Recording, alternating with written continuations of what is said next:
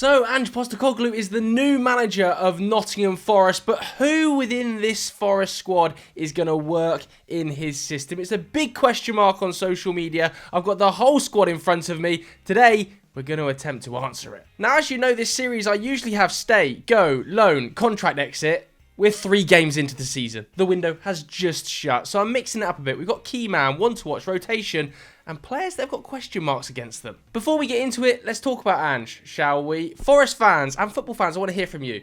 How do you see this fit working? Because I think it is a legitimate question, and I know lots of you at home will have opinions on whether or not his extremely high line that we saw him operate with Spurs is a fit with what was the deepest line in the Premier League last season under Nuno statistically. Now, I do want to caveat that with the fact he clearly proved he is adaptable in the Europa League. He was not playing with the extremely high line in the Europa League. He went in there to win matches. It dropped way deeper. I don't think he is totally set on playing a ridiculous middle-of-the-park line with whatever squad he's given. For me, he will adapt to the team. And is it just me who thinks this is a good appointment?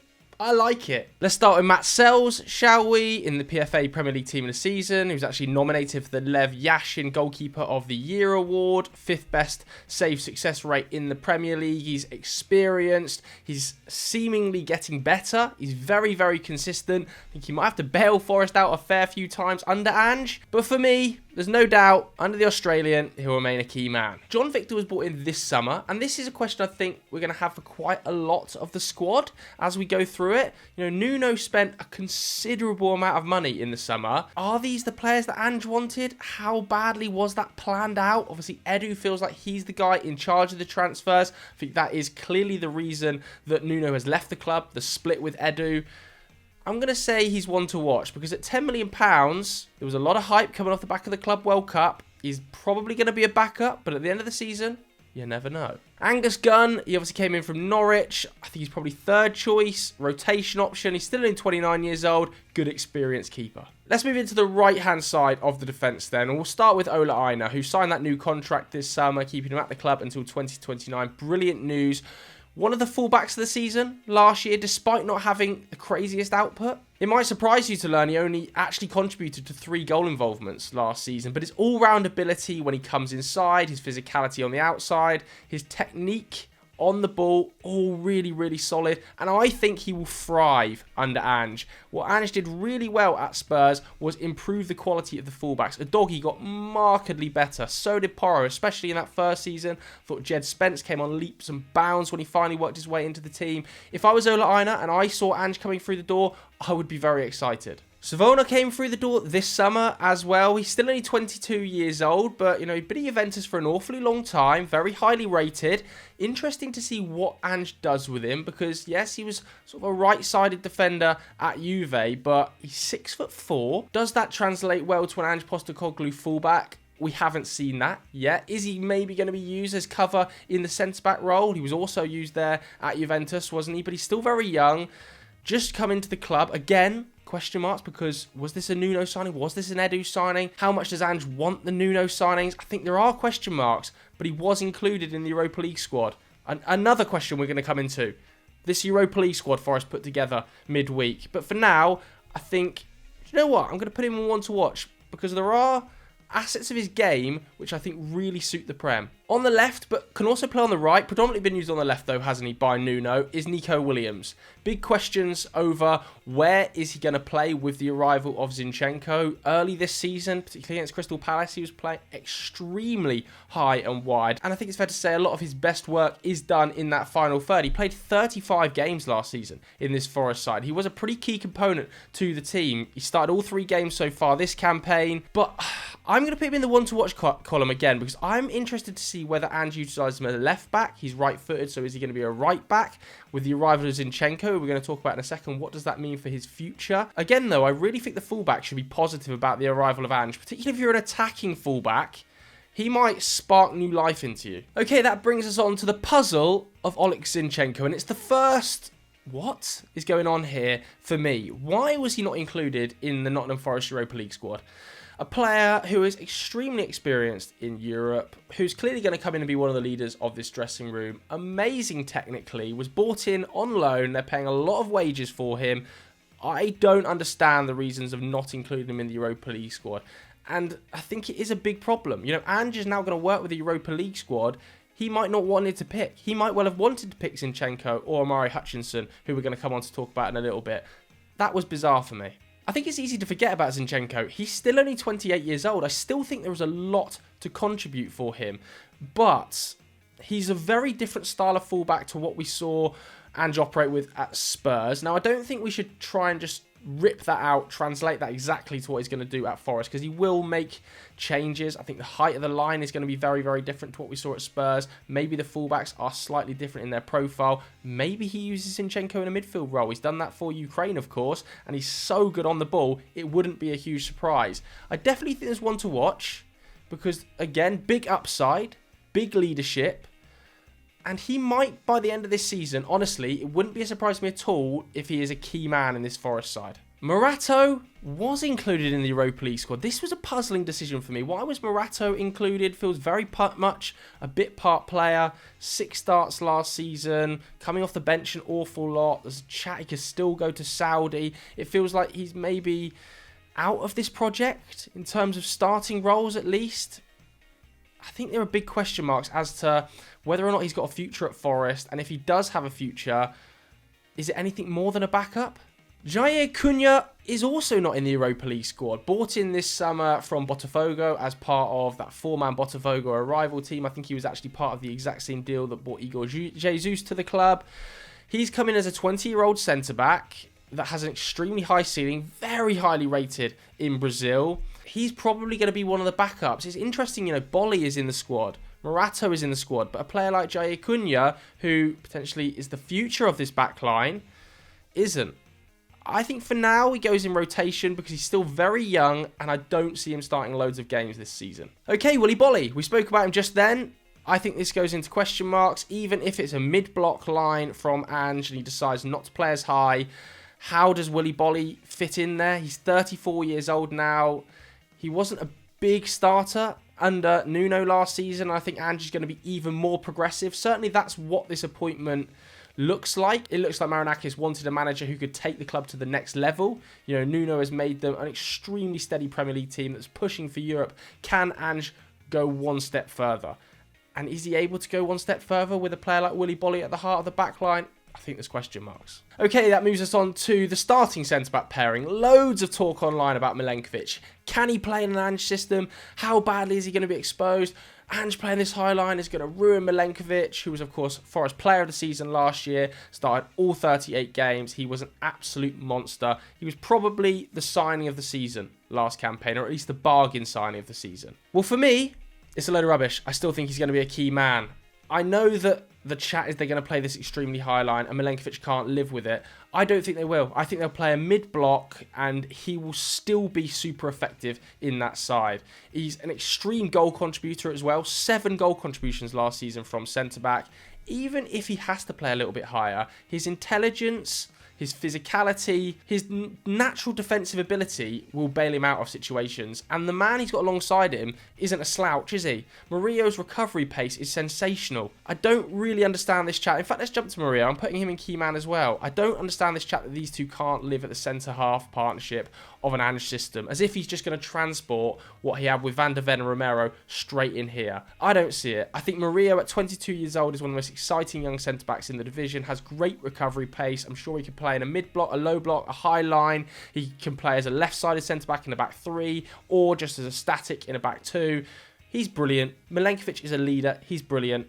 They're going to be key players here. Let's talk about Sangare, who actually nearly left the club in the summer. He was close to joining West Ham on loan. That never materialised. I really want to be hot on Sangare because he's had such a sort of start to life at Forest. He had the injury, he had malaria, he had AFCON, never really got going last season. Towards the back end of the campaign, I think he found his feet a little bit. At the start of this campaign, I think he's more improved, but still doesn't look like a 90-minute player. And I don't know whether that's down to the injuries or what, but at about 60 minutes, it feels like the drop-off is quite noticeable. When he's on it, is such a good player to watch. But I still think with the arrival of Luiz and the fact that his last 13 Premier League starts, he's won just 3 games, I think that is a defining factor. I'm going to put him in rotation for now. Let's come on to Douglas Luiz then, who it feels like at the start of the season has sort of been used as a bit of a puppet in a power struggle between Edu and Nuno. Obviously yet to start a game, and I think it was pretty telling that he's got no minutes under Nuno. Does that mean Nuno didn't want him and that Edu thought this was a move that would work? Hopefully now that Ange is through the door, we will see more of Douglas Luiz. I think he was absolutely exceptional at Villa, and I really think he suits how Ange will want to build up from the back as that deep line playmaker, playing alongside a player like Elliot Anderson, who can both play as 8s, who can both play as 6s, deadly from set pieces. I think Ange is going to have a heavy reliance on that with players like Milenkovic in the side. For me, it won't be long before Douglas Luiz is a key player, but for now, I'm going to put him in one to watch. I think this transfer has really flown under the radar. His experience adds a lot to this Forest midfield, and I think he is an upgrade on Sangare. Dominguez, I think there are question marks because of his fitness. You know, he underwent knee surgery, didn't he, over the summer? He's going to be out for a prolonged period of time. It doesn't feel like he's going to be able to hit the ground running straight away under Ange because of that. So will Ange have already picked his favourite 11? Will he have to fight his way back into that role? I think he probably will. So for that reason, there are question marks. Nuno clearly really liked him. He's been included in the Europa League squad. Another question mark. Including the Europa League squad despite undergoing knee surgery in the summer. The decision-making there, it's got to be questioned. It has to be questioned. How Ange had no say over a Europa League squad he's going to have to manage when Nuno picked it and then was let go 6 days later. Elliot Anderson is up next. Obviously a key man. I think he could be one of the breakout players of this Premier League campaign and push towards being a £100 million player by the end of the season. Now, obviously, that's going to sound like hyperbole. He is that good. I think we are talking about a player that can be or is as good as Adam Wharton. You know, is seriously highly rated and being touted to teams like Real Madrid, Liverpool, Arsenal. I think he can be as good as a player like Kobbie Mainoo. His ability to drive past players is really underrated. His passing is excellent. He's in the top 10% of European midfielders for his shot-creating actions. He's in the top 10% of European midfielders for his tackles. He's a dog out of possession. He works extremely hard. He's very rarely injured, and he's still only 22 years old. By the end of this season, we'll be talking about Elliot Anderson as being one of the best central midfielders in the league, and I think some of Europe's best teams will be sniffing after him. And no disrespect to Forest, if he's playing for a Man City or a Liverpool or an Arsenal next year, it wouldn't surprise me. Ryan Yates is up next. Obviously, huge hero for the Forest fans. Has been at the club for so many years now. Academy boy, done well, wears his heart on his sleeve. And I think he will be part of the rotation here. You know, I don't think he'll demand starts under Ange Postecoglou, but clearly he's a vital figure in the dressing room. I think he splits Forest fans a little bit because maybe the ability and the technical level of some of the other midfielders is higher. But what Ryan Yates brings to the side off the field, his passion on it, when he comes onto the field, the ability to raise the tempo, it is really, really positive. So I'm going to put him in rotation for now. Gibbs-White is obviously going to be a key player. This is one of the names that Ange Postecoglou, of course, tried to sign for Spurs the summer before this one. You know, his ability on the ball is just so good to watch. But what he's improved in the last 12 months is his work off it. I think he has turned into a real dog. His tackles, his work rate, his interception numbers are all through the roof. But he's still contributing in front of goals. 15 goal involvements last season, 15 goal involvements the season before.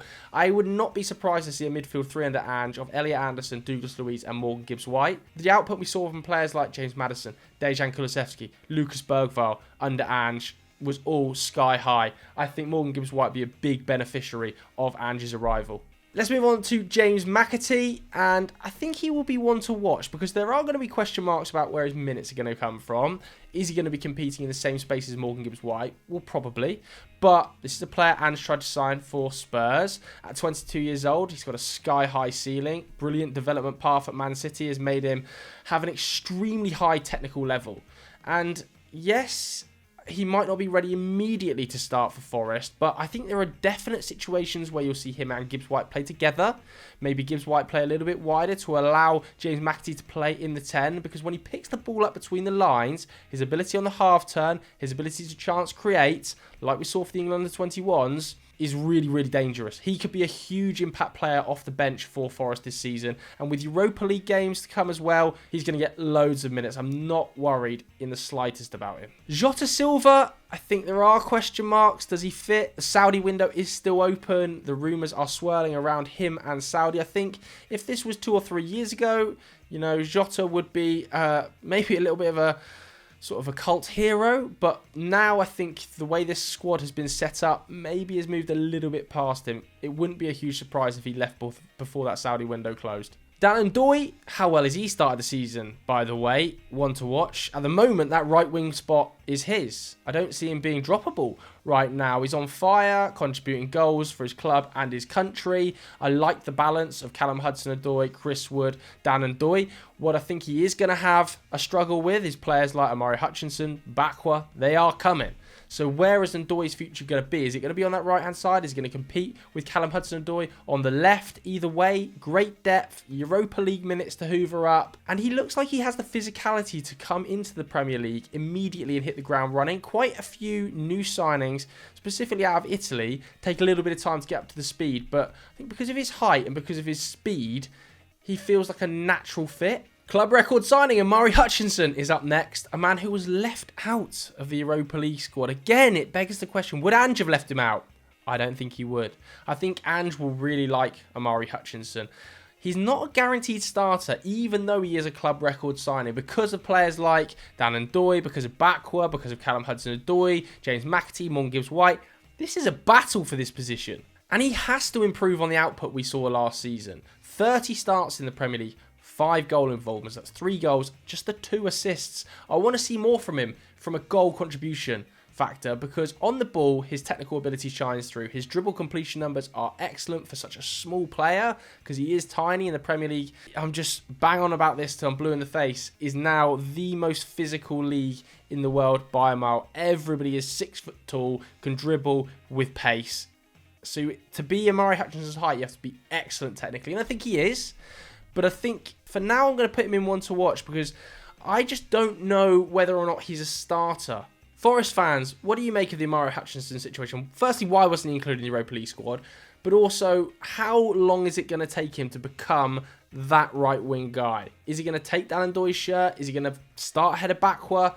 There are question marks here. Callum Hudson-Odoi last season put up the most starts of his professional career, 25. Fantastic to see for a player who's had such bad problems with injury. And I think that is part of the reason so many wide players have been signed this summer. With the loss of Anthony Langa, with Callum Hudson-Odoi's injury history, with the Europa League on the horizon, you had to bring players in. And Callum Hudson-Odoi will now be battling for his place. 7 goal involvements last season was lower than I thought because whenever I watched Forest, Callum Hudson-Odoi was the guy getting me out of my seat, especially in wide areas. But the output must improve. He's in the bottom 20% of European wide men for shots, assists, expected goals, expected assists, shot creating actions. Those numbers have to start to climb because technically he's ridiculous. Top 10% of wingers for dribbles, for successful take-ons, for touches in the final third. He's deadly in 1v1 situations.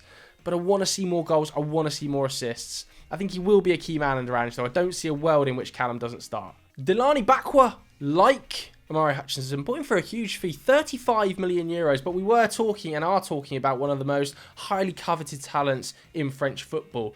An outrageous season for Strasbourg. 14 goal involvements in that Liam Rosenior side.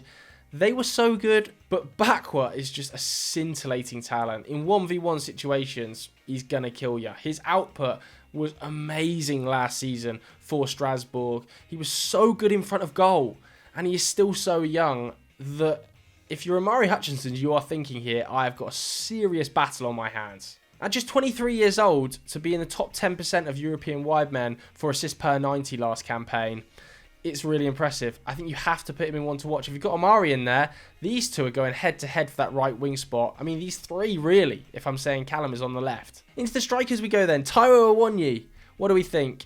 I think there's question marks. For me, he's now the 4th choice striker going into this campaign. Injuries have held him back. He never really kicked on after that fantastic first sort of 6 months. And when you look at the names that are coming up, Igor Jesus, I think, is bedded in now. Kalimuendo, such a talent. Chris Wood is the guy. That Taiwo Awoniyi I think could even leave the club before the Saudi window closes. Igor Jesus then, I'm going to put in rotation. I think he is probably the second choice striker for now, and he certainly offers something different to Kalimuendo. But I still think there are a couple of question marks about how well his game is going to translate from Brazilian football to the Premier League. Nearly scored an excellent goal against Palace, fantastic left-footed strike, and I think Forest fans have actually been pretty impressed with his game. But Kalimuendo, I'm going to put him one to watch because this guy could be an absolute superstar. He's very different to Chris Wood in how he's going to play. You know, this is a 5'9" explosive striker who can also play off the left. But I just love him. His all-round game is so fun. He reminds me a little bit, bear with me here, of Lautaro Martinez. Now, that's not a disservice to Lautaro Martinez, but I think Kalimuendo's versatility in the front line is really impressive. To put up the numbers he put up in what was a pretty crap Rennes side, really, was really, really solid. I mean, he played under 3 different managers at Rennes. So I'm going to put him in my one to watch. As a player, by the end of the season, people will really be standing up and taking notice of. That leaves us with Chris Wood, obviously key man. People have talked about online in the last 24 hours the fact he won't work under Ange. His pressing isn't going to work. Come on. This is a guy who scored 20 Premier League goals last season. He scored 10 plus goals on 6 different occasions in this league. Whatever the system is going to have to be fitted to some level around Chris Wood's game style as a number 9. Because Kalimuendo is so different and Chris Wood is much better than Igor Jesus. For me, he has to be the guy. You have to base your front 3 around Wood. So that was my tier list for Nottingham Forest squad ahead of the Ange Postecoglou arrival. I think there's some really interesting names in this one to watch section. Zinchenko and Douglas Luiz in particular, but these 3 on the right, who is going to lock down that spot? Let me know what you think. If you enjoyed this video, hit the like button, hit subscribe. See you next time. Bye-bye.